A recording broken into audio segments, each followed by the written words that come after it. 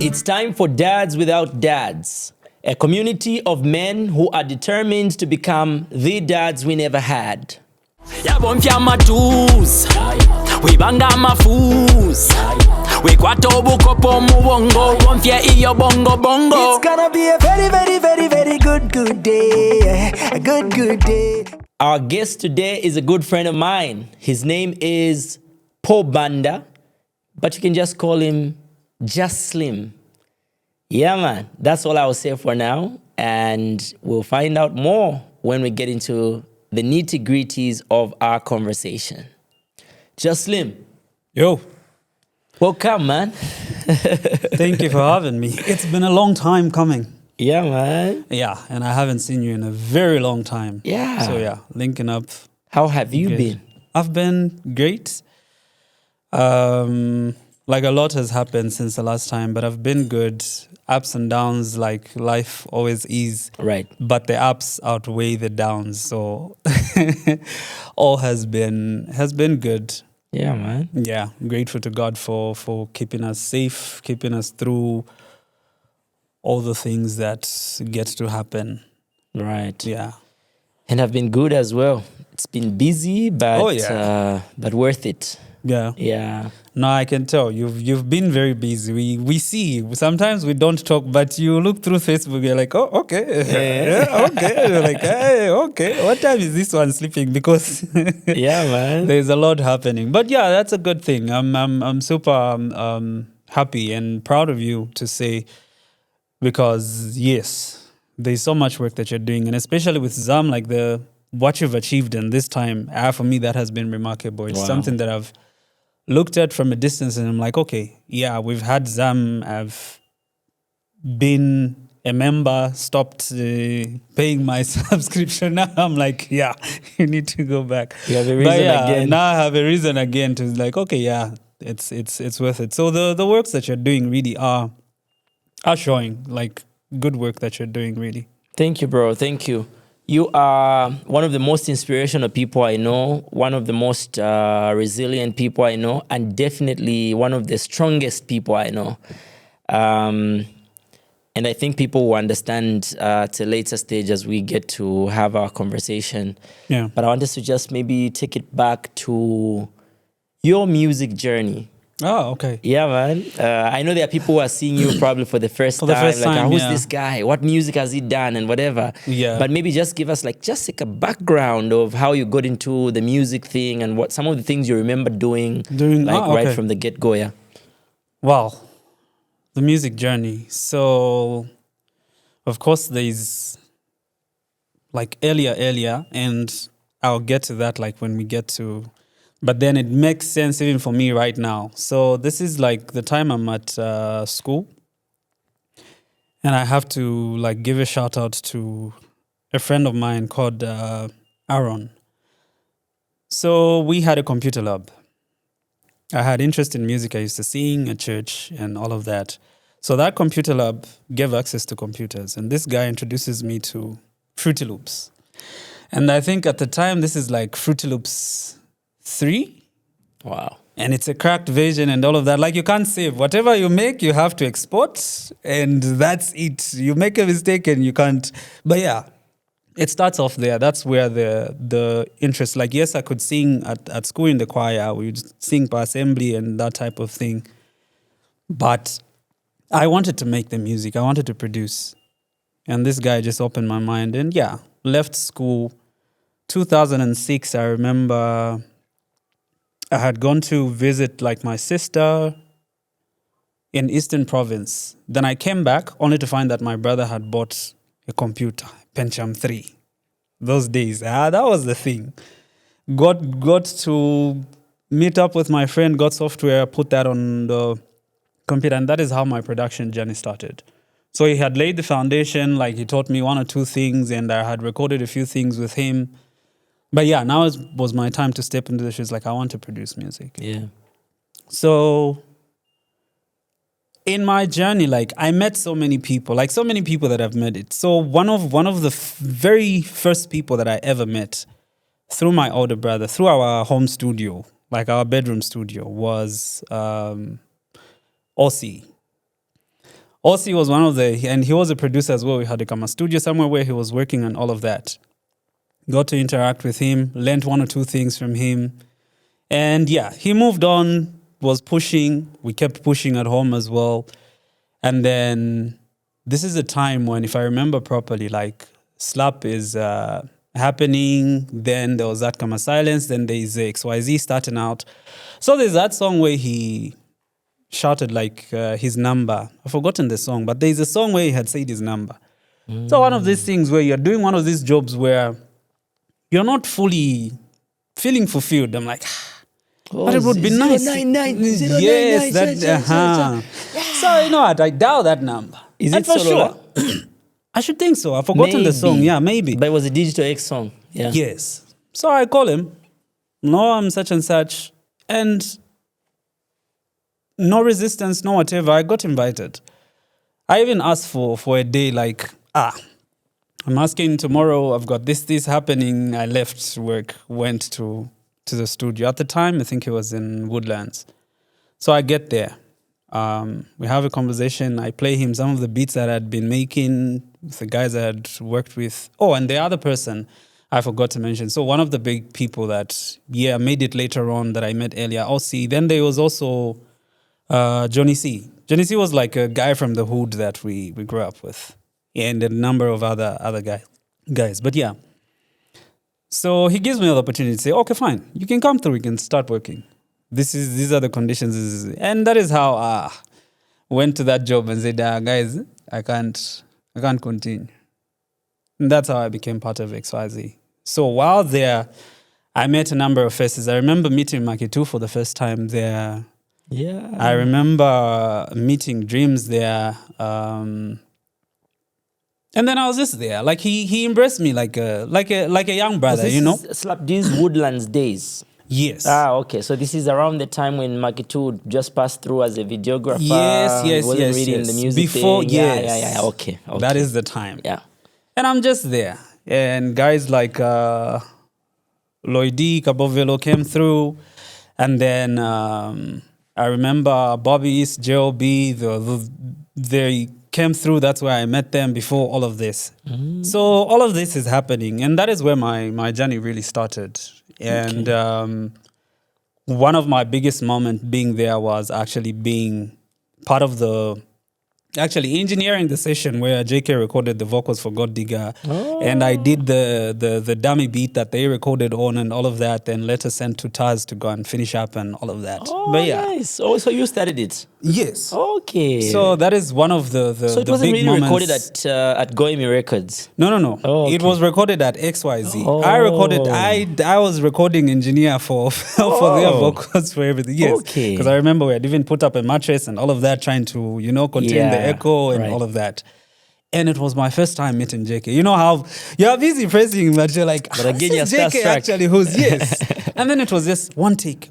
He does lead vocal. Yeah. Vika again, backing. I'm like, how is he getting everything right? Yeah. Like everything, then it just sits. Oh, then the bridge, no, you can do this. I added conversations. And that's how that session was done. Nice, so man. now, because I'm young at this point, and I guess I felt overwhelmed with all of this happening. And that is where sort of like my music journey, I was like, I left. Like any person would be like, but why would you? But yeah, I felt overwhelmed and I had to leave. Yeah. I had personal reasons, but I know like if I had stayed, it's that thing where sometimes I said, but what if I had stayed? What would have happened? Where would I be right now? Yeah. How big would I? But then I'm like, that is gone. So we move forward. Yeah. So yeah, we got to meet later on, worked on some documentary that Slap was in. So even me leaving the split, it wasn't like there was bad blood. No. I was still like his young brother of some sort. Yeah. And Yeah. that is how I left. Then I started my own studio at the time. Went back to, after a little pause, I was like, okay, let me produce for myself. Let me do the stuff. Yeah. So I remember I was very active. This is the time that Tishon is starting out. And I remember meeting Tishon. He was brought to the studio by, I think, Juvik. I remember recording some song where J Cash came in my car, one bedroom, like I had those moments. I had this, they were pushing and I was there pushing and I'm recording and doing all of that. Yeah. Those are some of the moments. And then, fast forward to a point where my equipment was stolen. And that is where I hit like a depression. Boom. I spent 2 years. I didn't record nothing. I didn't do any music. I was resurfacing in 2015 when I recorded another song. And by this time, I had lost like the passion, the interest to produce. Like from scratch, the way I used to do, I lost that. And I just felt, let me find somebody. And somebody introduced me to Shomsi at the time. And then, I got to work with Shomsi on a song. And then that is when we linked up. Then you introduced me to Shomsi. To Shom, yes. Yeah. So this is the period now. I had just come back, recorded that song, released, and then that's when we now get to meet, and then we get that opportunity to get to the stand. Then we go to Shom, we record that song that we did together. Yeah. Then it took us to South Africa. Yes. And then it took us to performing in that was like my first stadium show, 12,000 people. Imagine. That so, was crazy, man. And I'm like, okay, yeah. That was 2015, right? Yes, that was 2015. Then I think that's when we did the song. That's when we did the song, but 2016 was is when we the did performance, the stadium. During the World AIDS Conference, it was hosted in Africa. Yes. After many years, since 2000, then South Africa hosted it, yeah. Yes. Yeah, man. Hey. And talking about South Africa, I don't know what's going on there right now, man. I don't know. It's not as great as it was the time we went there, like where you're. But remember, even when we went there, we had to be very strategic about where we were going. Yes, and there was a whole discussion that you can't just be anywhere else. We had to be in a certain place. We had to be in Durban. Yes. Yeah. They emphasized on even when you make sure you do this, make sure you're like, right. oh, okay, yeah. Remember, like it would be a hassle even just to walk from where we were lodged, like those apartments, to just go there. You'd see people looking at you strange, but at least it wasn't that bad. Yeah. Because I remember how we would take a walk to go to the mall. It was quite strange for a lot of like our fellow black people when they would find us at those eating places. Yes. Because we also didn't know where we were. Like we didn't know that we were in this upmarket place where our fellow black people like would work in that area, but somehow they would be like, what are you guys doing here? Yes. Like, how did you find yourselves here? And then for us, it was like a normal thing. I remember being seated there. You're uncomfortable now because people are looking like at you. Why is everyone looking yes. strange? Like, is it that I'm not expected to be here? Yeah, but apparently it was an area mostly for white people. For white people, yeah. Yeah, so it was safer for us. For us being foreigners in South Africa. Yeah, but whatever is happening there, we can only pray for healing, and we pray that God gives them direction, and God gives Africa direction on how to deal with this, because it affects all of us. Yeah, it actually does. Yeah, and man. To reach to an extent where South Africans artist shows are getting cancelled now in other, I'm like, this is it's going to affect. Yes, it's affecting people but then even them now, until they realize to say, okay, we need each other, and I hope we can get to that where they see the bigger picture to say.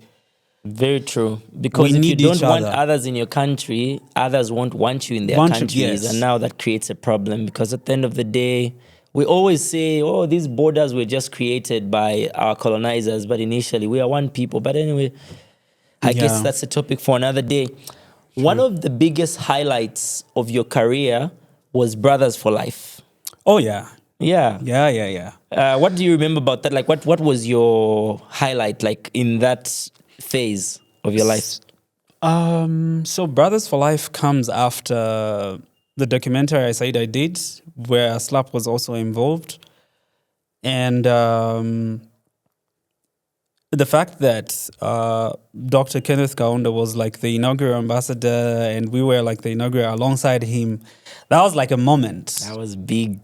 That was with UNICEF. Yes, yeah. That was with UNICEF. And that was like a big thing. Like I had never imagined, where you didn't think of yourself to be on the same table like with these people. So it was you, there was Dr. Kenneth Kaunda. Dr. Chibamba Kanyama. Then there was Jason Kabanana? yes, PS. PS Kangwachilishe? Yes. Then there was Cactus Agony. Then there was Tio Nason. Yeah. Then there was Paul Mnanjala, aka Paul the Prince. Then who else have I left out? Was Pompey there? No. Pompey wasn't. Pompey was something. And then there were other people. So like the inaugural ambassadors is who I've mentioned. Yeah. Like so there were 6 or 5.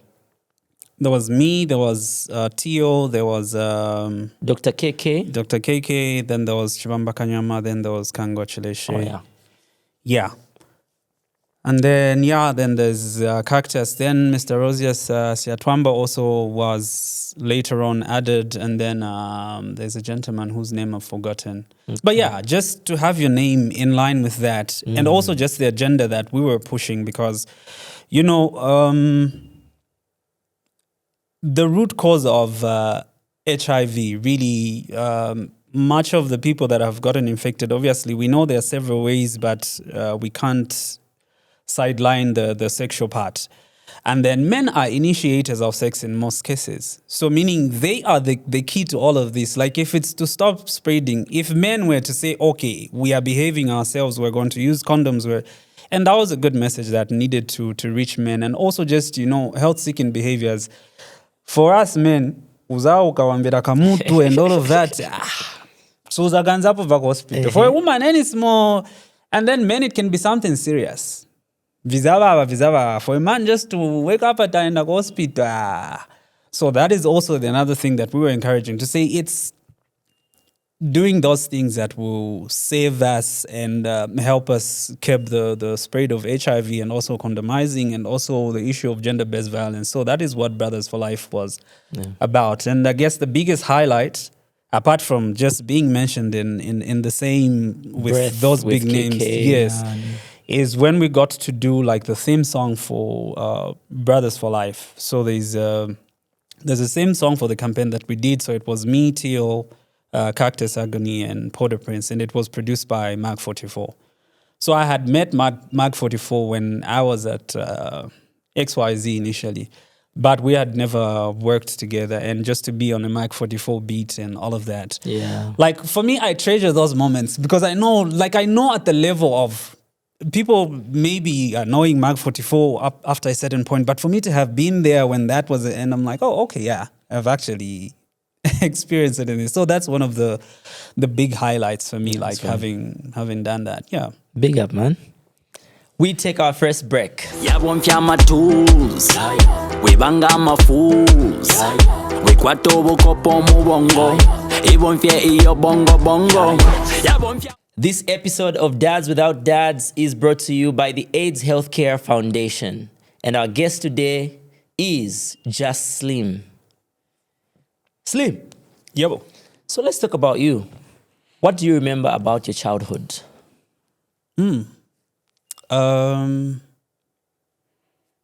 So let's start it at a point where I am 4, about to turn 5. So I have like a fuzzy memory of who my father was. So it's at this point. So this is one of like the most vivid days that I have in memory of my dad. I knew he was sick. So I remember him being given, and I don't know what that remedy was, but he was being given like a strong Zigolo. And also lots of sugarcane, and that's what he needed for whatever condition he had. I think it was jaundice or whatever, but yeah. So I remember this day where he got out of bed, and then this is like a day where he's felt better. Because he was always, what I remember is him always sleeping, always in the bedroom.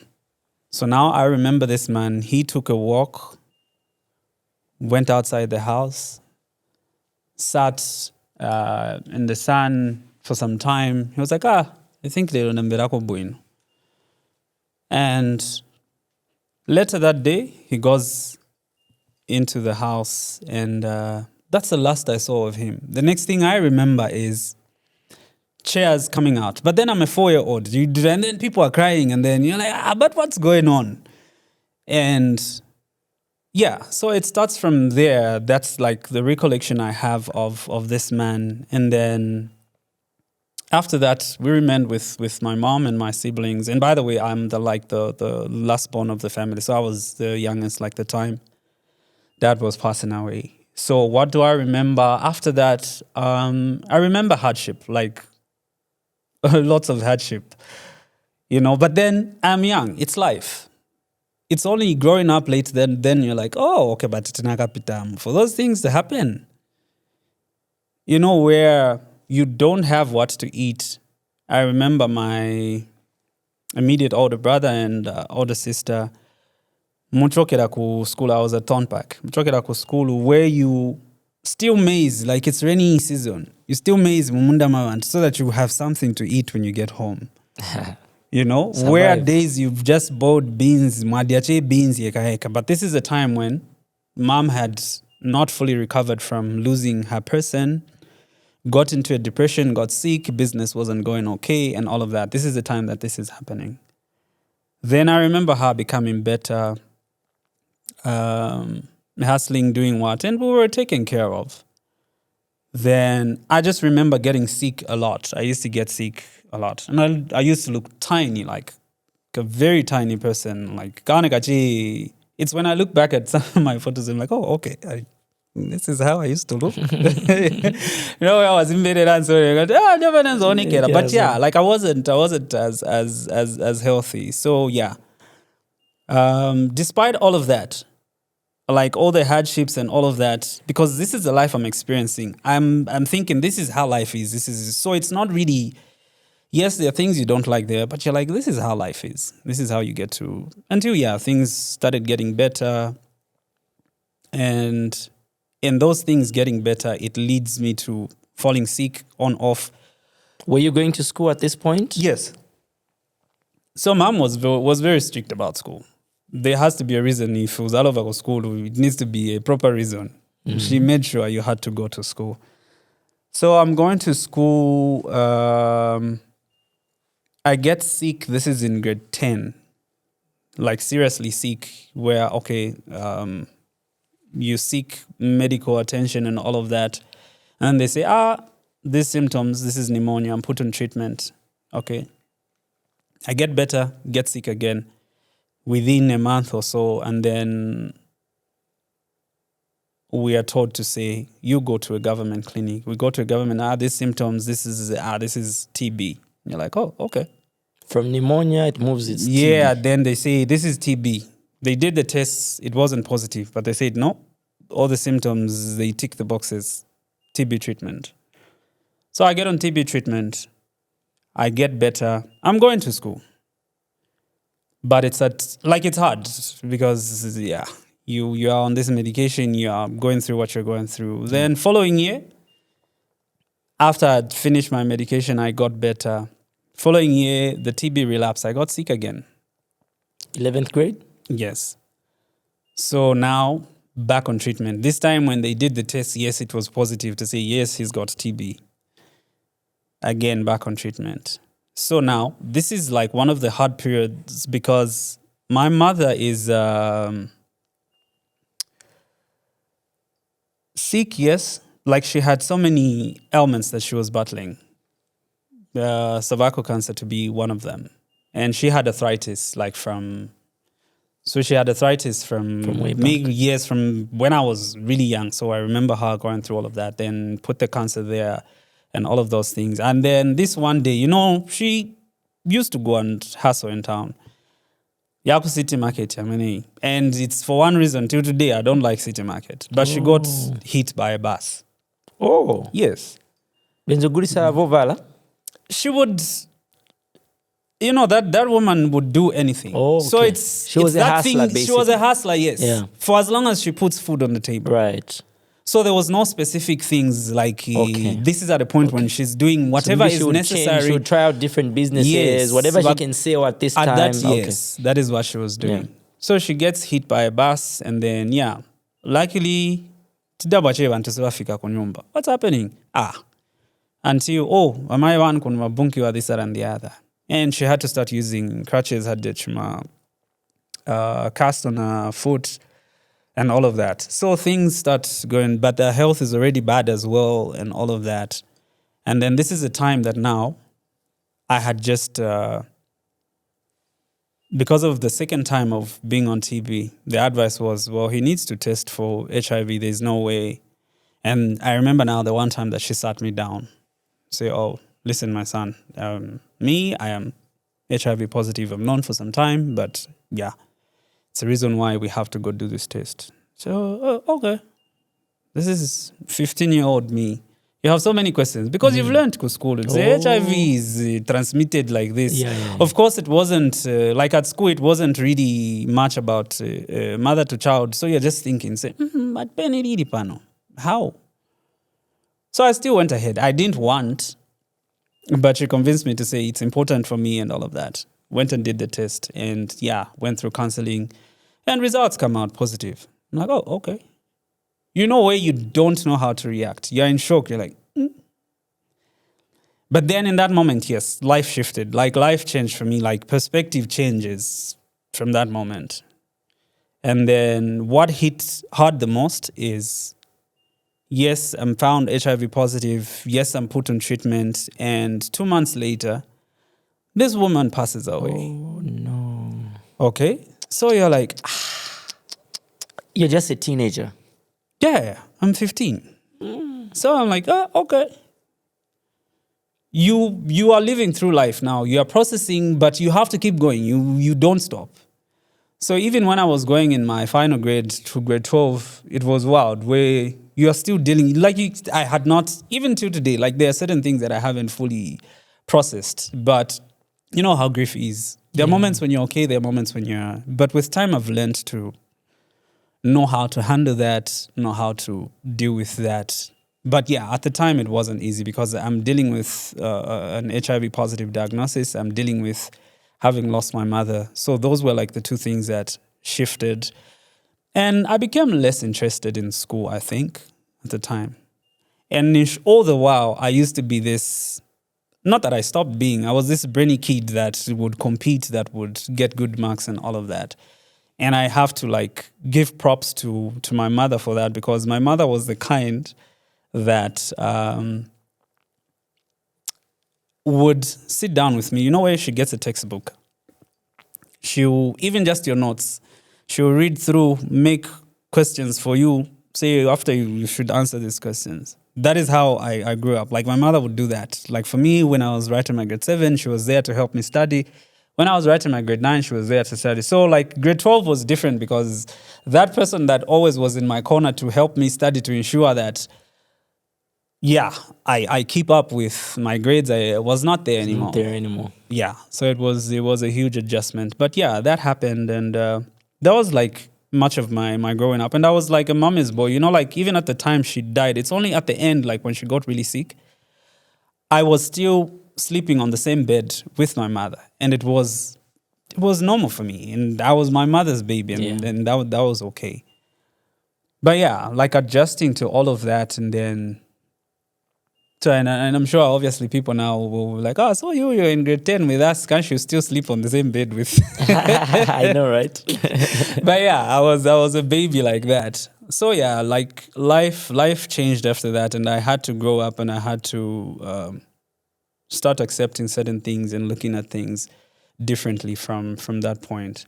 But yeah, basically that was my mom. And I think what she was trying to do in helping me study was also compensating. I'll tell you, like, school-wise, in my growing up, so I had to stop school. Like after Dad died, I couldn't go to school for a bit. I was at South End, that kind of school, where Comesa building is. Yes, South End. Yes, I yes, remember that school. was where my preschool and all of that was done. But then after that, Dad passing away and couldn't continue, and then I had stayed for some time at home. That's when I was taken to say, let him go Pathon Park grade 1. And I was accepted. But then at home, my sister would teach me how to read, we would do math. And so it so happens that in my grade 1, term 1, we write a test, and then I would give myself to my exercises to Mashani from what my sister taught me, and I would. So one of the teachers looked at it. I'm like, but this kid, with Too what they're learning advanced. with what they're learning at grade 1, that's how I was put in grade 2 at term 2. So grade Oh. 1, I only learned term 1. And then you get to Switch to grade, grade 2, two. and it's already term 2. You're Yes. almost at the end of grade 2 again. Yes, we do that, and then grade 6, my mom says you attempt. And if you remember back then, it was very common. They're attempting. Yes. These days, it's only when at least they still attempt. So meaning but that if you pass while you're in grade 6, you attempt the grade 7 exams, then you go to grade, skip grade and 7 which is and go to what grade 8. happened. So I was in grade 6 doing extra lessons. Like after I learned in the morning, in the afternoon, you're doing extra lessons for grade 7. And I got marks that were okay. Not like I really passed, but they were okay. And my mother was like, I know it's fine. Just continue. Don't... So I don't know. She had her reasons for that. So I go to grade 8. This is when now things normalize. But then I'm this tiny kid. I am... Because I completed at 16. So in grade 8, I'm what? I am 11? 11, 12. So this is a grade 8 at 11, 12, somewhere there. That is not... Yeah. That is sure, not... yeah. Yes. So like, because of that experience, I'll tell you, like, to this day, school kind of gives me that anxiety, yes. Books, exams, studying, like, it gives me anxiety. And the reason that she was there, and I guess she saw that, but it's like I was pushed to go too fast. But yeah, till today, like, structured learning, the exam, I still get mad anxiety because of that. Exam fever. Yes, everybody gets that, but for me, it's like way beyond, like, I don't know. Yeah. Like it's way too much. Where to a Serious point trauma. you can easily have diarrhea in the moment that you're not really like. But yeah, so that's like the downside too. Like, yeah, it's nice to celebrate. Like, hey, my son is sharp. He's progressed, and I'll tell you, like, at grade 9, I came out second the whole school. Oh, wow. And then at grade 12, people were expecting, these are my ones. I was one of the my tiny ones. These are my ones that get my 6 points, my shan. I did okay, but because life was happening. And when I go back to that, and I'm like, I think I could have done better if things were not as they were. But it's one of the things that I go like, yeah, it happened, and everything happens for a reason. That is what I've left, because so many things shifted, and just accepting. So grade 9, your performance was really great, Yeah. and you were the second highest in school. Yeah. And then 12th grade, you were still dealing with those emotions. Loss of mom had happened already? Yes. You had lost mom already. Lost mom in grade 11, actually, and You were processing my diagnosis as well. Yeah. Yeah. Oh, yeah. So those were the two big shifts. And I look back and I'm like, Yeah. those are the main things that changed. I still didn't do very bad. I did okay. Yeah, but still, you could have done And yes, better in my head, because I'm like, I think I could have- your abilities. Yeah. Yeah. But still, those processes of going through that mad anxiety, and I'm like, school. Yeah. So then who was taking care of you in that moment from the time that mom passed? So I remained at where we used to live with my brother and sister. And then one of my aunts had to say, well, let me get this off my brother and sister. So I went to live with my uncle and auntie in Nipa. And then, we were writing mock exams in grade 12. This is mid-year, somewhere there. That is when we lost my uncle, the one that took me in. And I had to go back to my brothers. So, yeah. So, I experienced two people that were close that had died leading up to my final examination. So, yeah. My aunt and uncle took care of me up until a point where my uncle died. And then my brother and sister were like, okay, you can come back, because, again, that is pressure for those people outside. And that is how I went and started living with my brother. So at this point, my sister lives alone, my brother lives alone. So I went and joined my brother. And then this is when, we wrote our exams. That is done. I go to Eastern Province with my sister. And then I come back. That is when I find the computer that my brother had bought, knowing that, this guy, yes. And then that is how my production journey starts. Okay. Yeah. Great stuff, man. We take another break. Yabonfya amatuls webanga amafools wekwata obukopo mu bongo ibonfye iyo bongo bongo yabonfya. Welcome back. We were just laughing in the background because Just Slim had to take some water. So we're saying there are those people that are very particular about what they're seeing on set. And so when you come back from a break, they'll probably say, that water was quite full. And then what has just happened? What time did they drink the water? Now let's give them the So evidence. we're remembering that we need to be drinking water, you know?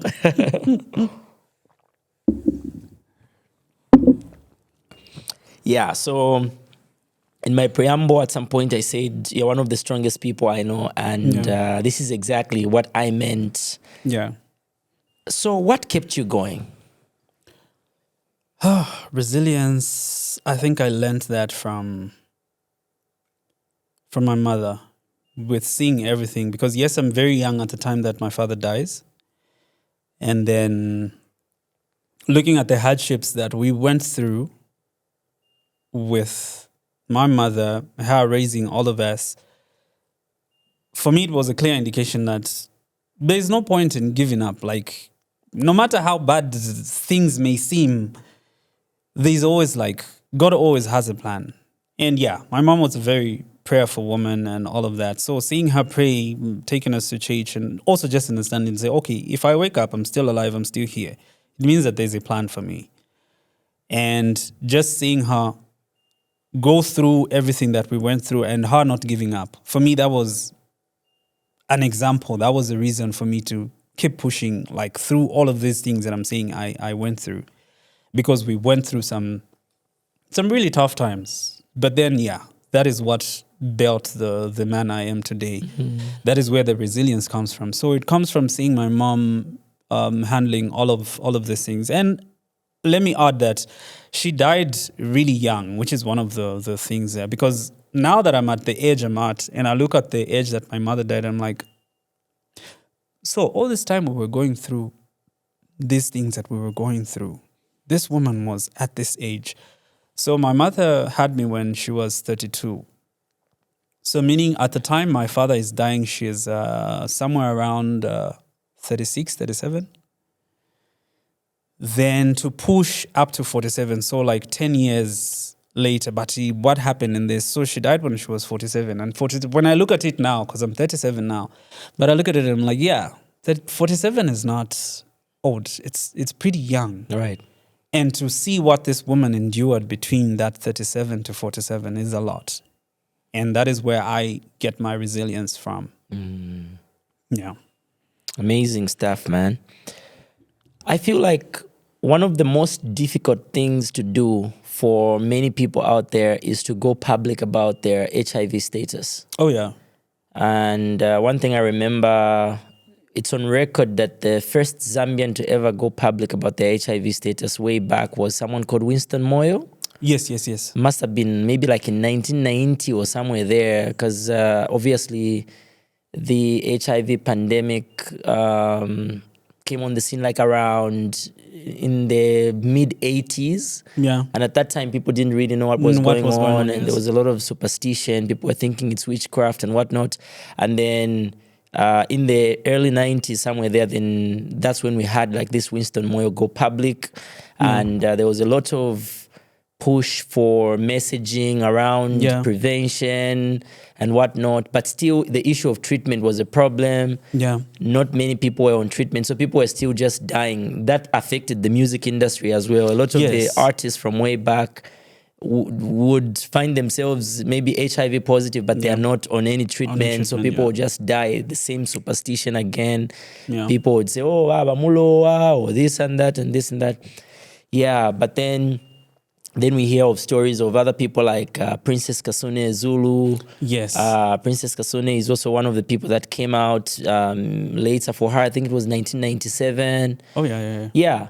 But then for you, even at your age, I think you were really, really young. Yeah. What gave you the courage to be public about your HIV status, to a point where even today you are able to sit on a podcast like this and still mention and even just give us that background?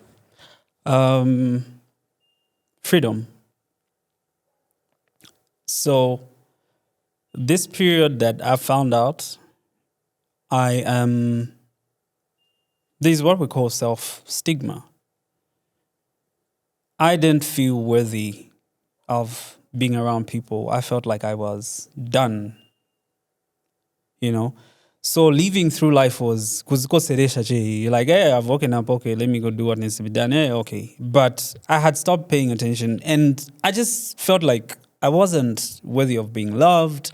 What is going to happen with me later on in life? Will I ever have kids? And this is at a time when treatment is not as it is now.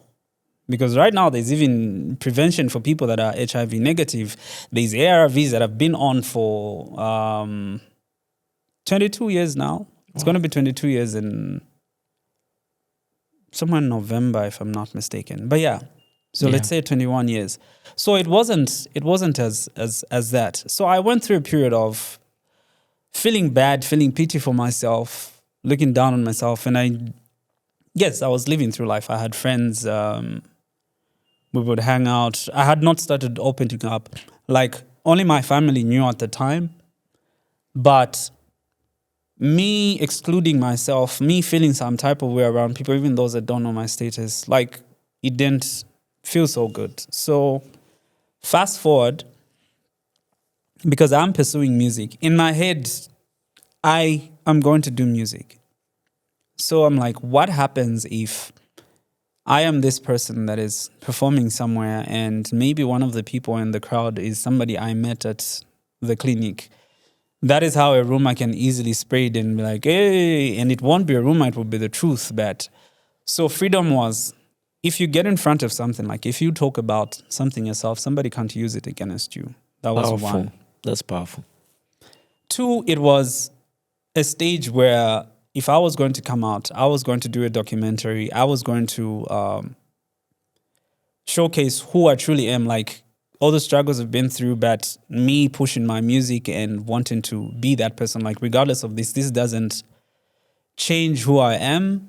I'm still the same person that had those dreams and I can still pursue those dreams. So it was like 2 birds, 1 stone. I get to have my freedom and it wasn't, and I'll tell you, like it was a selfish decision because it was for myself. But in the process, yes, people told me before this will help a lot of people. And I'm like, okay, cool. If it's going to, even better. That's now 3 beds. But for me, it's not my concern about what other people will they be encouraged with. No, I'm looking at my own freedom because I want to pursue music. And if you don't want any distractions on the way. Yeah. Where somebody can use it against me, like, So number 1 is that. And this will help me to get out there to say, okay, there's this person and he's like this and he does this. And very confident in my skill. Like, yeah, I can sing and I can be this guy. I've worked with these people. There were no my credentials like Unachita Shan. I got accepted. For me, that was like a confirmation. And you see, I had already met some of these people, worked with some of these people, been around these people. So for me, it was vivid. Like, this is something I can achieve. This is something I can do. Yeah. So that is what leads me to saying, oh, okay, let me come out in the open and live my life like that. I like what you said about going to maybe a health facility where you receive medication and there are people that see you there, then maybe one day they use it against you. And why I like it is because it then brings us to the conversation around being a public figure. Yeah. That a lot of public figures die inside, even when they're going through certain things, whether it's maybe being HIV positive, or it could be being HIV positive but not living positively. Positively, yeah. Because maybe there are certain hindrances, there are certain barriers that are preventing them from living positively. For example, accessing medication, because they're thinking, if I go to a health facility, I will meet my fans, I will meet people who may know me. So that makes it very difficult. And at the same time, this also brings us to issues of mental health as well. Yeah. Lots of public figures, celebrities are suffering inside and they can't really come out even about some of the issues that they're going through mentally because someone out there will judge them because they're expected to be perfect people. Yeah. And I hope that even through your story and just the reason that you gave for having gone public about your HIV positive status, I hope that encourages someone to say it's possible to live a long life and a healthy life even after, finding out that you're HIV positive. And that's how you got here, where to this day you're this strong guy, you're healthy, and indeed, what they used to tell us that you can't tell by looking, that's true. Oh, yeah, that's true. Yeah, that's true. Because probably when we just started here, someone just said, who's this handsome guy that they're hosting today? But nobody would have said, is he positive? Is he negative? Is he what? Yeah. Educate us a bit. Tell us about, I hear words like CD4 count, viral load, opportunistic infections, and all these words. Can you just educate us a bit? And there's what they call U equals U. Okay, so I think the most important I'll talk about is U equals U, because I recently found myself in a situation where somebody close didn't know that they could be with somebody who's positive, like in this day and age. So U equals U is when you are undetectable, you are untransmittable. And with the ARVs now, when you get on them, yes, the viral load is like the amount of, it measures like the number of copies of viruses that are in your body. So basically, when you reach an undetectable level, the ARVs will suppress the copies to a point where they cannot be. Yes, you're still positive. It doesn't mean that you are cured, no. But it just means that the copies will not show and you cannot transmit to another person. So that is the U equals U. So, and then with the other terms, I'll let people do some research. But the most important one is couples these days can be, one is negative, one is positive. And it is very possible to even have kids that are HIV negative and live healthy. Yeah. And then obviously what I would probably add is those are been known talking as about discordant couples. Yes. There's PrEP as well now. Pre-exposure prophylaxis. Yes. So that is like the prevention. And then this is the injection that, because I even heard like these people that are positive, they're thinking that there's this, is it 6 months to 1 year injection but it's for prevention. It's like PrEP. It is PrEP anyway. So it's for people that are HIV negative. When they are on that injection, when they take that injection, they are covered for like 6 months. It will protect them from getting infected. So in situations where two people are in a relationship, one is negative, there's even that option. So the person that is negative can have that one jab twice in a year. The person that is positive takes their medication as they do on a daily basis. And if they're undetectable, definitely you can have a family and you can go on about your lives and live long and healthy. Okay. So I think that is the biggest thing that most people worry about. What happens to me now that I'm positive? Can I still? And I'm like, yeah, I am still standing. I was 15 when I knew. Yeah. And technically, it's most likely that I was born with it. I got it either through breastfeeding or whatever period. And evidence is there with the way that I grew up, sick every now and then.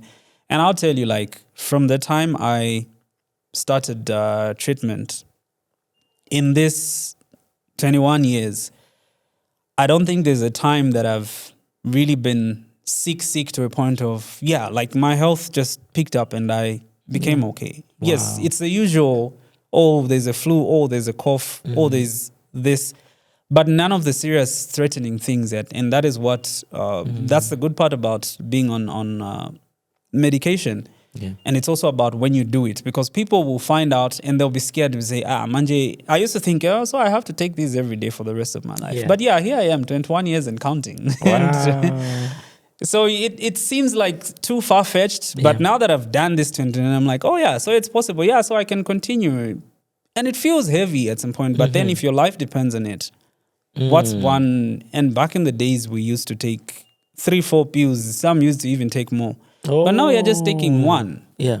And I'm sure with the advancements, and which is why people that are positive are now calling for to say, but the jab that you're giving to people that are for prevention, why isn't there a jab for us so that you should be going one jab, 6 months, you know? Because there's also the thing so of...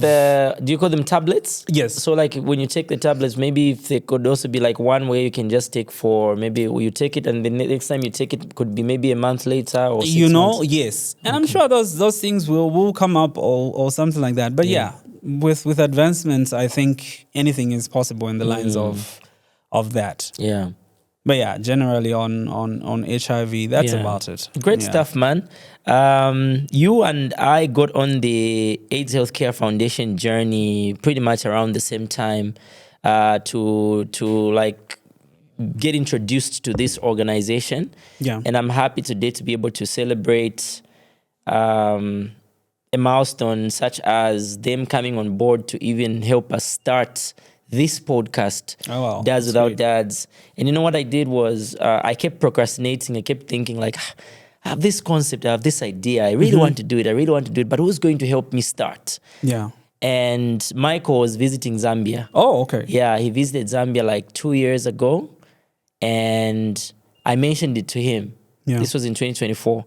I mentioned it to him. I was like, Michael, I've had this idea, but I don't even know how to start. Like I don't know how I can start it, and I don't even know if it could be in line with what AHF does. Yeah. He's like, yeah, this is cool, and he really loved it. He said, this is actually an international concept. Yeah. Maybe when you studied in Zambia, you should even bring it to the US and come and shoot, because there are a lot of dads without dads even in the US, you know? Yeah. Like, oh, cool. He's like, we can help you start. Oh, really? Just like that? Yeah, just like that. So that's how I was like, okay, I'll reach out to you when I'm ready to start. So I finally gathered the courage. Dandy Crazy was supposed to be my first guest. Oh, really? We needed to start at the beginning of the year. Yeah. 2025. And then just so happened that Dandy passed. And to this day, I still just don't understand. I don't believe it. Like, I really happened. wanted him to be my first guest. I had a whole plan of how we were going to start this. We needed to start with a bang because I knew his story, part of his story. Like, he had a story to tell. And then that just happened. And so I took it so personal, such that even when it comes to like his funeral, I was actively involved. You know, I really, really wanted him to be my first guest. That's life. And so it's good that we still interact with AHF to this day, and we're still working together, even like this, pushing for all these good causes. One of the topics that you've been passionate about is stigma and discrimination. Any particular reason? Like I mentioned, like stigma. So I self-stigmatized. I felt I wasn't worthy. I felt life is done, and I didn't want to participate with or be around people as much as, because I kind of feel like I'm in my own world. And I know, like, a diagnosis will bring you that confusion because there's so many things you're thinking about and trying to weigh in, like, can I still do this? Can I still do that? So, which is why I speak from experience. So, I always tell people, like, you don't have to be like me and tell it to the world. Every person is different, but you have to identify where the obstacles are. Are you self-stigmatizing? Are there people that are... And I remember posting something on my Facebook. Like, I just did a small design of a t-shirt that said, I'm HIV positive, so what? That was like to provoke people to... And I could see, like... Because I wanted to see, like, let's see the levels of stigma. And I'd already started seeing people's posts and all of that, saying all these nonsense things. And I'm like, you see, this is still there. And the only way somebody gets ahead of stigma is accept yourself. It comes with acceptance, which is why I'm so passionate about, because that is the key to even you waking up to take your medication. If you haven't accepted, you're not going to. That's really hard. So it starts with self-acceptance to say, yes, this is the situation I'm in. How you got to that there are several ways, and it's not. And I've heard people tell me to say, no, you, because maybe you were not involved, you were born with it. I'm like, HIV is still HIV. It doesn't discriminate whether you got it from such and such, and not to discount stories that people have, because there are people with horror stories of how they got it. But how do you get ahead of it? Mm-hmm. It starts with acceptance. Right. When you accept yourself, even if somebody wants to stigmatize, you're like, yeah, I'm HIV positive and I'm fine, and so what? Mm. Wow. Because the moment you just put, so what? Yes, I'm HIV positive, so what? What's the comeback there? Yeah. Because if I'm healthy as a person that is not HIV positive, what's the difference? We're still human. We're still all living life. We're still all pursuing our dreams and how we want. Yeah. So when people that are HIV positive can come to terms with that and accept, it ties into discrimination, because then now discrimination comes less. Because I don't see somebody that can come to me, unless if it's systematic, unless if it's something. And I think governments and the world over have done so many things to ensure that people that are HIV positive are not discriminated in any way, are not kept from certain jobs, are not, So that part has been done. And I think much of the work is for people living with HIV to take responsibility. It's not an easy thing to accept, to come to terms, but that is the key to starting out and ending stigma. Because imagine a world where every person that is HIV positive, they found it and say, okay, fine, yes, this is and I accept, and I'm going to be on medication, and I'll become undetectable, I can't transmit, and that's a better world for everybody. Yeah. Powerful. So, yeah. So really my message is really around that, because I experienced that. I knew how bad it felt to be in that place. And it's not an easy place to come out from. Yeah. So you will need support. So it's not easy, but is it possible? Yes, it is. Yeah. And you have to think about, what do you want for your future? Is it more than just HIV and you crying about it every now and then? True. So, yeah. And, those could just be some of the battles that people face in life. Yeah. But despite the battles, and which obviously for you, you've won many of them, right? Yeah. But despite even winning battles, there's also moments of victory and triumph, like those happy moments we've spoken about, your production journey, enjoying that, working with the likes of KK, the Slap Ds of this world, and everybody else, and all these many achievements. But one of your biggest achievements was becoming a dad. Oh, yeah. How was that experience, and how did it change your life? So that experience has actually taught me a lot, like self-discovery, because since the day my daughter was born, I've been winging it. Okay. It's not a thing where I was prepared, I'm going to be, no, not too planned. But then I was like, oh, this is the situation. Okay, fine. Let's do this. I will take responsibility, and I'll be the guy that looks after this small person. So the one thing that just hurts about all of this is like the start of my daughter's birth, I was not around. I was sent out of the country to work, and then that's the period that she was born. And then, so like I only got to see my daughter, I think after a week or two after she was born. So I wasn't there for that process. That's like just the one part but then from then on, it's something that I took personal. To this day, I take personally if anybody tries to come between me and my I'm like, yes, she wasn't made by me alone. It's for me and this person that we made this child with. But you try to come, even if it's the mother who tries to come in between, I'm like, that is not going to happen. This is my person. Like, I take it personal. And that leads me to dive into who my father was. So now imagine I'm 4 years old. Like I said in the beginning, the only vivid memory is one of them where he's coming out, he feels better. Next thing, he's gone. One of the few memories I have is being in his car. It was like, I think, a Mazda van. We go somewhere, like it's a workshop. There are guys doing paint jobs and all of that. And then, yeah, like very few things that I can remember about my father. Then I also remember lots of music playing in the house. Like one of the sounds that I could tell even from a young age was the Malemena Boys songs, like those used to play. Like nobody needed to tell me to say, "Oh, your dad used to." That I knew, like remember in the sense, but this I've heard. So I had to sit down, like make calls to my siblings, say, "Okay, tell me who this man was," like because I need now a better understanding. So now I've come to learn that. So my dad lost his dad when he was also very young. So my grandfather died when he was young. And here I am. It's like a cycle that has repeated. And so for me, number one, my prayer is I am not going to die anytime soon. And I give that to God to say, please take care of that because this cycle doesn't need to continue. Yeah. So my dad lost his dad. So how old was dad when he lost? Did you find out? Not sure the age he was, but what I know is that his dad died when he was 36. So he was pretty young. Oh, his dad was 36? Yes. Yeah, he was very young. He was young. So then even him, he died when he was 44. I was 4, about to turn 5. Yeah. Yeah. So I was like, okay, tell me about... You've already broken the cycle there.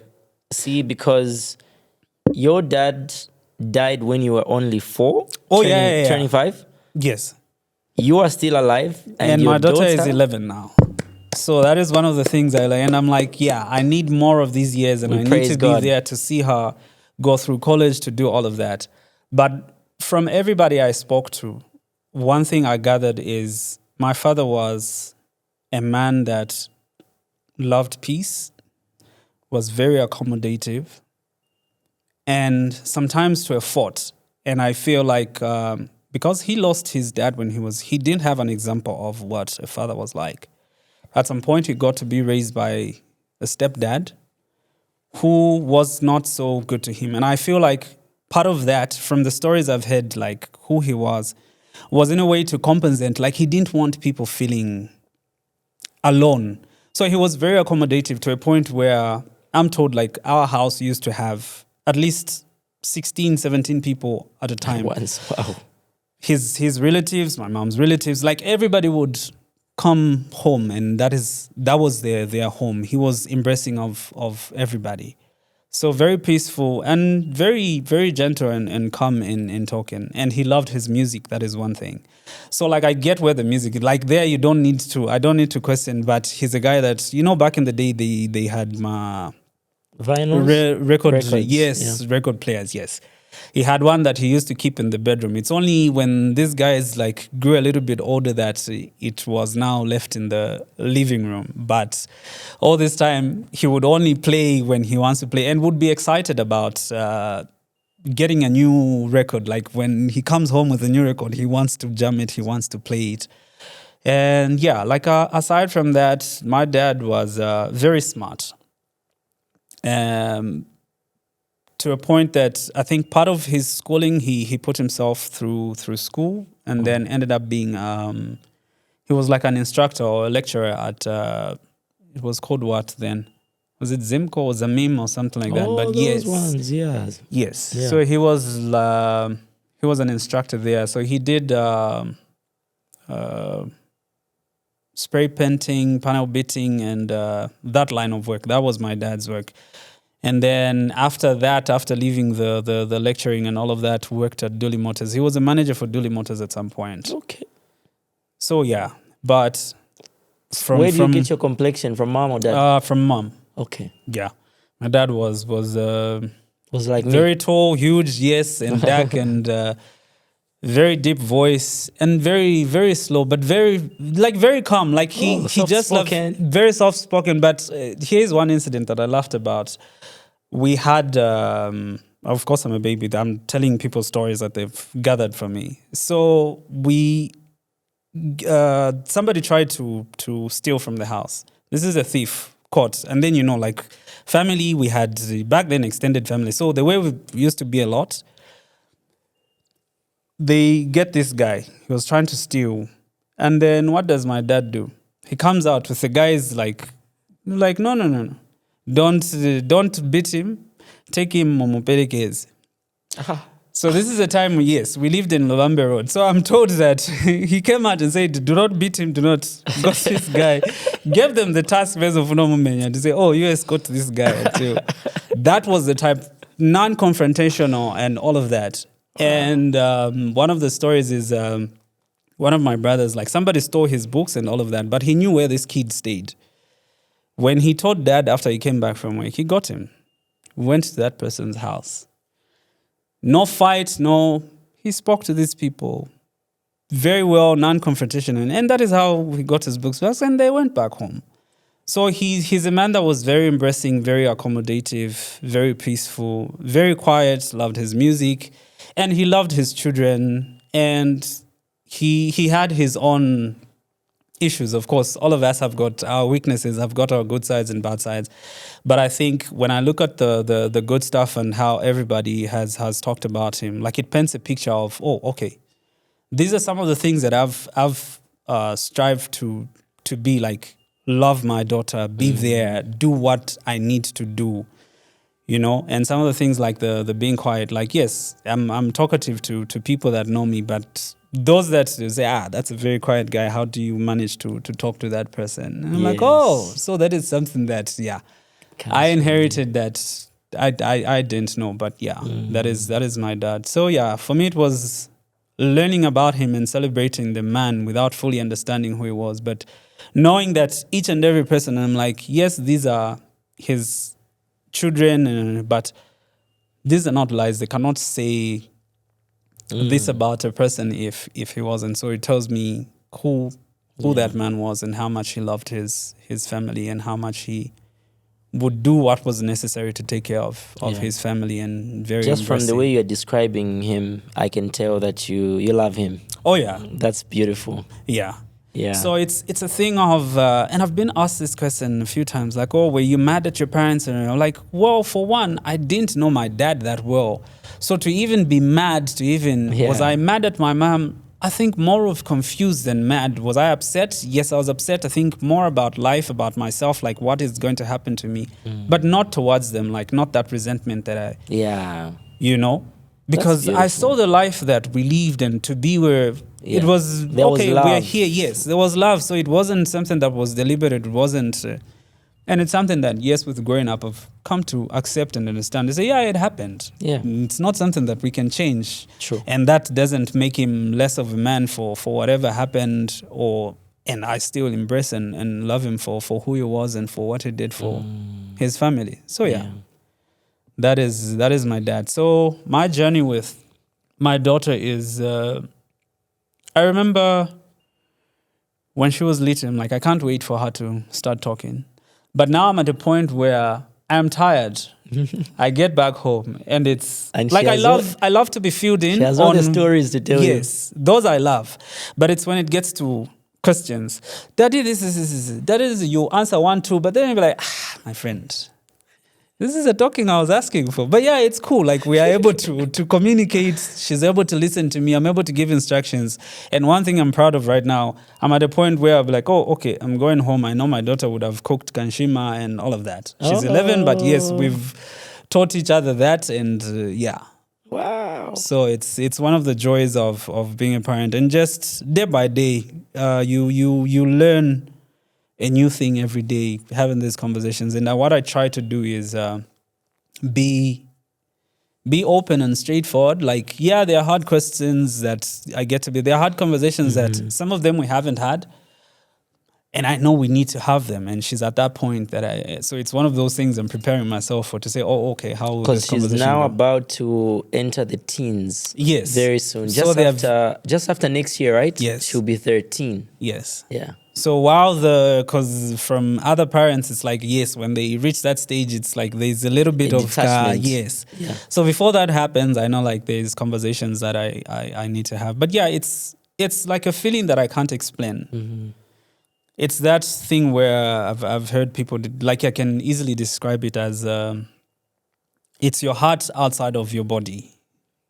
That's the type of feeling, like, you know, you care so much, you will do whatever it takes to be there for this person and give them what they need, at least to the best of your ability. That is what I try to do. And of course, even our parents, it's not like there's a manual for parenting. We learn through, and not having a dad, it's a whole different territory because there's no example to look at, and I just have to wing it and be like, okay, Bachita does this. This is okay. You read this, and you're like, okay, I think I want to be this type of parent. Mm-hmm. I want to have conversations. I want to freely express my love for her, because I think that is one of the things that misses for certain daughters, where they are not really free with their. I'm not saying everybody, but I know there's some, and I'm like, I don't want to be that parent that because she's a girl child, she's not free with me and all of that, you know.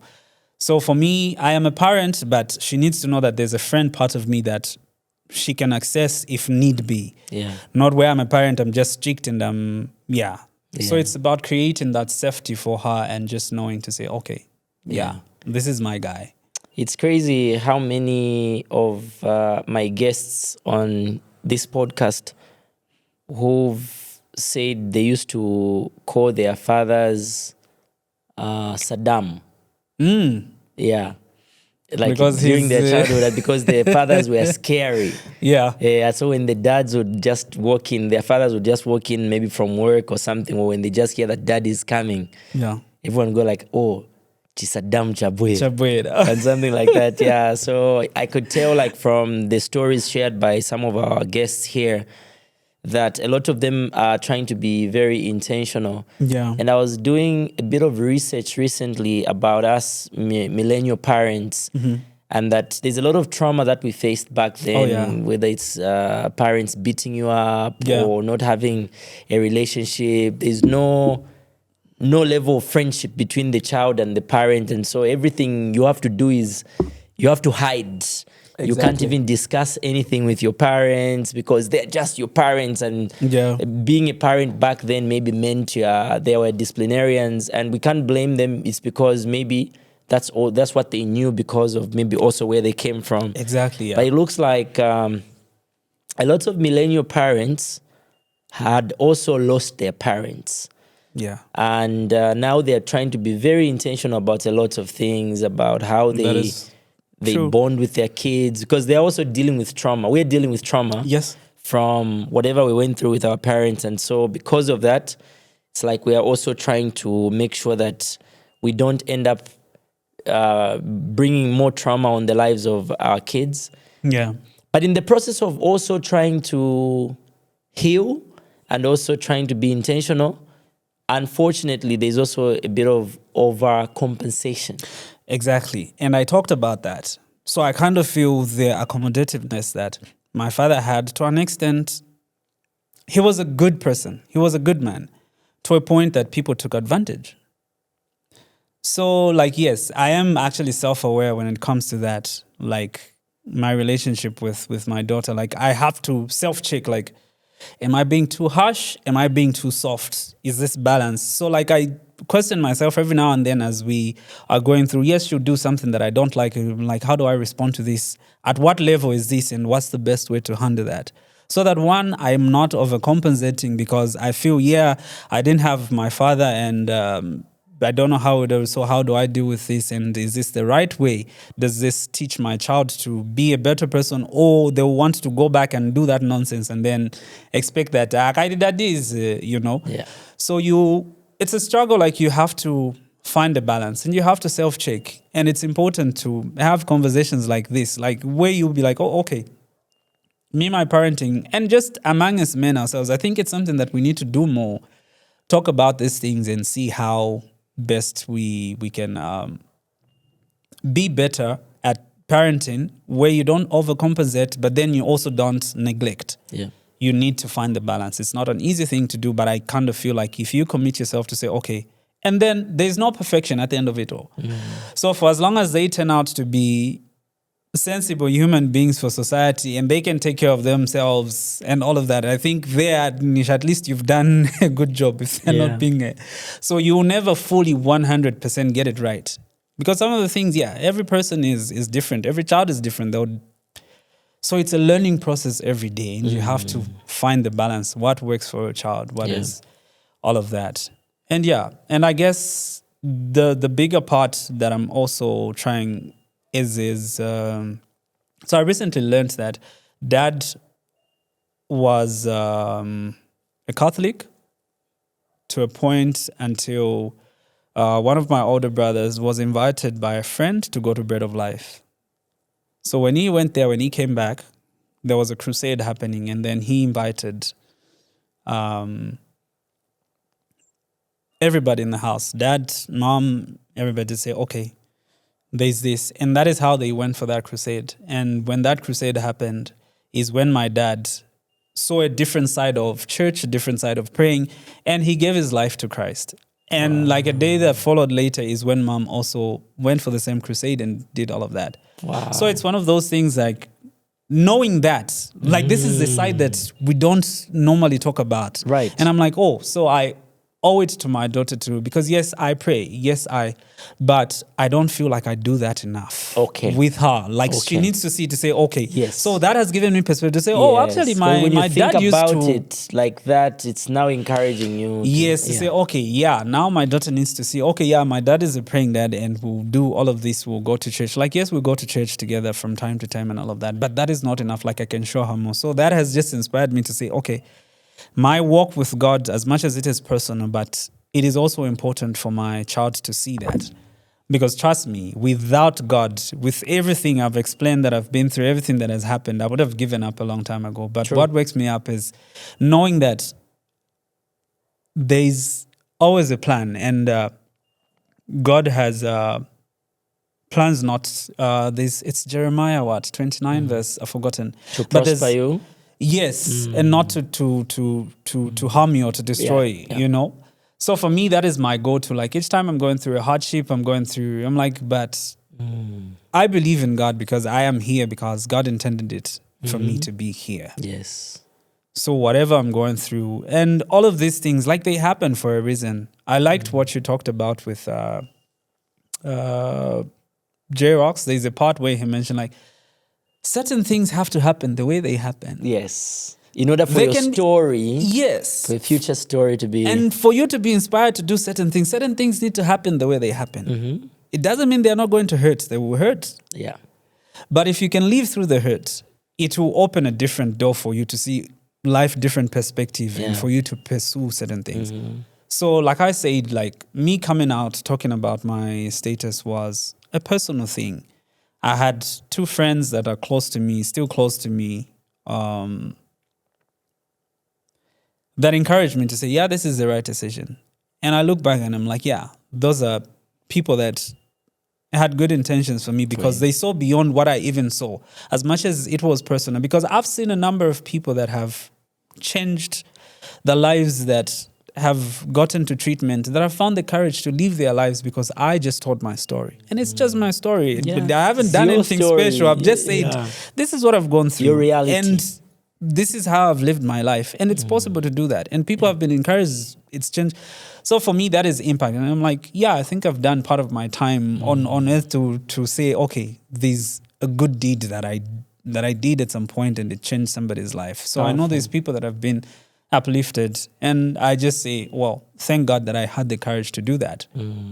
And to be where I am to speak about it like I do. Yeah. Amazing. Great stuff, man. We take our final break. Yabonfya amatools webanga amafools wekwata obukopo mu bongo ibonfye iyo bongo bongo Yabonfya. You're watching Dads Without Dads, and my guest today is Paul Jaslim Banda. Oh, yeah.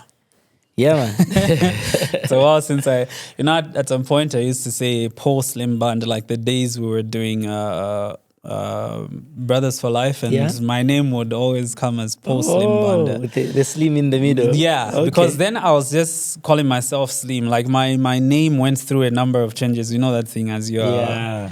So I just kept it as Slim. I was even a DJ at some point as Slim, you know. I actually did a little bit of a stint at Onza Radio's DJ Slim Oh, nice. and all of that. And then went Where to did clubs. they just come from? So now, if you look at the industry, there's not just the Zambian music, but all over the world. There's a Slim Shani. There's Slim I was like, so Jones, what is that? Slim Shady.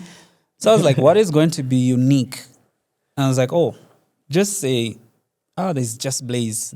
I was like, because I got that, and I'm like, oh, just say Just Slim. Yeah. And then because Slim for me is like an acronym for steadily locked in music. Oh, wow. So I was like, just steadily locked in music. So I Beautiful. was like, yeah, so just say Just Slim. And at some point I started spelling out my name, but it was too complicated. So yeah, for those that know, I would call myself, I still do, for those that get it, and I do it for people that get it, like SLIM.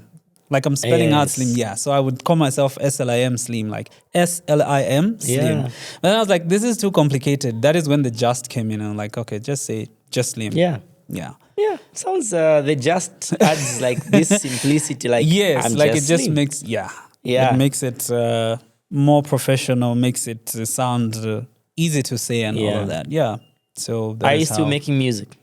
I am, and lessons have been learnt over the years, and I'm hoping that I do better. Still making music. I actually dropped a new single on my birthday on 17th June, so it's not very odd. Yeah.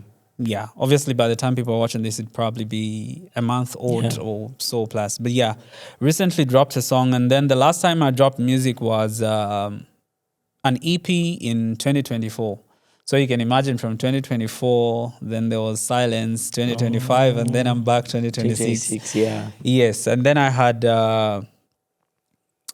this guy make fun of me, Paul Cruz. So me and Paul Cruz, we get along. I've known him for some time now. So I shared the link to the song, and then I was like, so next single 2027, and I was like, oh my god, that is what inconsistency will do. So now looking back at that point where I was reflecting, like, oh, so if I'd stayed at XYZ, what would have been of me, like with all of these things that have happened in the industry? Yeah, it would have, but that's not, so my story is now, and I'm focusing on now. I'm like, yeah. Yes. But the good thing is I've identified where's my problem? Inconsistency. Yeah. And the praises that I got, he's one person that is a great mix and mastering engineer I hold in high regard, like one of the best that Zambia has. And for him to say what he said to me, to say, you're one of the best vocalists and one of the best songwriters that Zambia has, but your problem is your inconsistency. What a consistency. Yes. So now the goal is to try and be consistent. So I have a new song out, and the goal is to be as consistent. What's and the it's- title of the song, and where can people stream it? So it's called Unisiche, and it's available on all streaming platforms like the Spotify's, the Apple Music, the YouTube's, the Boomplays, iTunes, Deezer. everywhere it's available. And obviously, when you just search for Just Slim on these platforms, it will lead you to the inconsistencies. But yeah, there's lots of great music from the inconsistencies. And yeah, so the lesson learned is, I need to be more consistent, and I want to take it personally, the way I'm taking these other things personally. I'm like, okay, I think I'm ready now. Yeah. Like I had said in the initial opening, where I got this overwhelmed.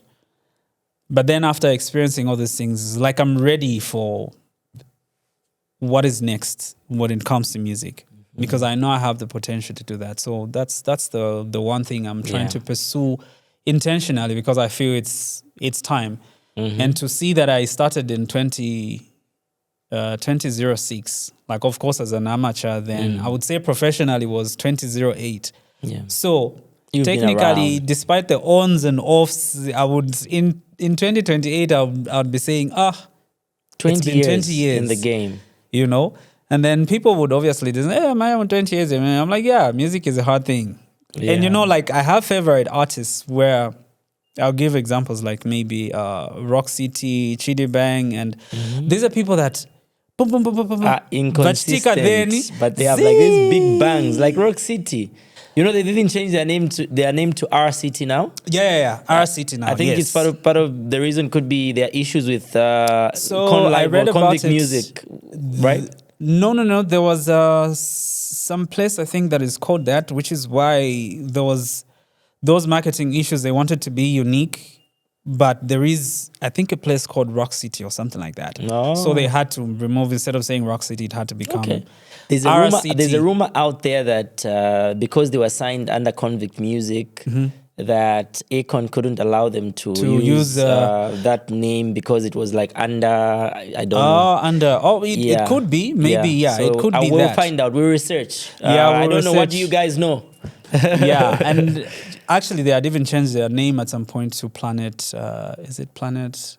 Maybe Planet 4? Planet, wow. like a whole different name. They released 2 mixtapes, and that is how deep I follow. So I understand, like, where you like somebody, you like their music, they give you something nice, then they go quiet. And I'm like, oh, that's the guy. And I used to get mad at that. I'm like, but what is going on? But now that I've lived the life where I have been the one that is there, and I'm like, and then sometimes it's not intentional that you want to be inconsistent. Life happens.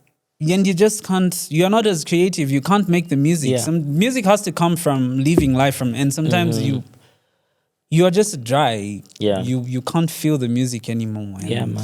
But now you can feel the music. So now can you give us a snippet of your new song? What's the title? Onisiyeche. Okay. Onisiyeche. So the pre-hook. Sorry for putting you on the spot. Oh no, that is good. I actually like that. Because I know that the people that watch this podcast are very curious. So already they're searching for you right now. Oh, please let them. I'm ready to blow after 18 years. Yeah. So so it goes a little bit like, you say that I'm yours, but I don't believe ya. I think you lie. Girl, don't lead me on. One moment you're hot, next moment you're cold. I think you lie. Girl, you're deceiving. So better onisiyeche. Then you answer onisiyeche. So better onisiyeche. My heart can't take it anymore. So better onisiyeche. So it's an Afrobeat, it's an up-tempo type of joint. But love it, man. Love it. Thanks, I can't wait man. to listen to this after this recording. Please do. Please do. And to everybody watching, please go listen to that song. I need those. These days it's about streaming. Back in the days I would say, go buy my CD. Please go stream it on your favorite streaming platform. On your favorite streaming platform, and I'll be the most grateful person. But and I hope that somebody has been inspired. Like I've told this story, like especially about my HIV journey so many times, but there's always a new person, and I'm hoping that now that I've understood the impact, I'm hoping that there's somebody out there that amazing. Yeah. And I pray that in the comment section you'll meet someone who will encourage you about your music for you to stay consistent. Because we are rooting for you and we want to see you being very active and whatnot. Mag44 told me that procrastination is a demon. It can be, no lie. It can don't be because procrastinate. So whenever you get the opportunity, whenever you feel, just go ahead and do it. Yeah, I procrastinated on Dads Without Dads for like 2 years, but I said no. Before someone steals this idea, exactly, let me do it. Yeah. And look where you are, and you found the people to come and work with you. So it's about going for it. You'll never be fully ready if you keep waiting to say until you might not have the money to push here I am. Yeah. No money to push the song, but I'm like, let me put it out. Yes. It's going to happen however it's supposed to happen, but be consistent about it. True, man. Yeah. Thank you for telling that to yourself. This has been therapeutic for me, Paul. Thank you for being here, man. I really appreciate the time, and thank you for sharing your story. And I know that a lot of people out there are going to be encouraged by this. And what I love about these conversations is that it's not a once-off. So now that people have seen it, it stays on the channel and people can watch it again and again. And they can even share it with other people in order to encourage them. That's what's been happening. Yeah. A lot of people are finding healing and encouragement through this platform, and we're grateful for that. So thanks to you for being here. Thank you so much for having me. And it's been a pleasure. And I think the most exciting thing was being able to talk about my dad and the light that, because, I've never fully tried to process, but I'm glad that this has given me to actually have conversations that I should have had a long time ago to find out tell me about this man, who was he? Because I don't know that. But being able to sit here and tell that story, that's a great thing for me. At least that's something that I feel off my chest and feel proud about, to say, wherever he is, he knows that, there's Yeah. There's Sunny that is proud of Yes. who he was and how he took care of his family and how Amazing. his, I love how you children love loved him even in his death. I love how you love him even through the stories that have been shared by other people who got to experience him. So Yeah. big ups to you and big ups to him and big ups to your late mom as well. Yeah. May their souls rest in peace, rest in peace. and may you continue being a great dad. May you continue raising your 11-year-old daughter. Oh, yeah, And sure. indeed, she should also come and say she was proud that My you dad know, did yes, ABCD. Yeah. Exactly. Yeah. Great stuff. Big shout out to the AIDS Healthcare Foundation. Thanks for supporting the Dads Without Dads podcast. Our director has been Big Man X, and our DOP has been Prince Gift. On sound, we have Mr. Christopher Musumali, and we're grateful to the rest of the team. This production is managed by the Naveen Agency, and we're grateful to our production partners, Mwana Studios and Terrence Pictures. We're out. Yabonfya amatools webanga amafools wekwata obukopo mu bongo ibonfye iyo bongo bongo yabonfya amatools webanga amafools wekwata obukopo mu bongo bonfye iyo bongo bongo. It's gonna be a very, very, very, very good day. A good day. Kabiri sansa shisa uluchelo. Uyu Yesu. Abomba na matuzi nkwete. Kwati moze ninkonto. Chikulundina yasu nilicheche. Do your best, I'll do the rest. Just show me what you work with.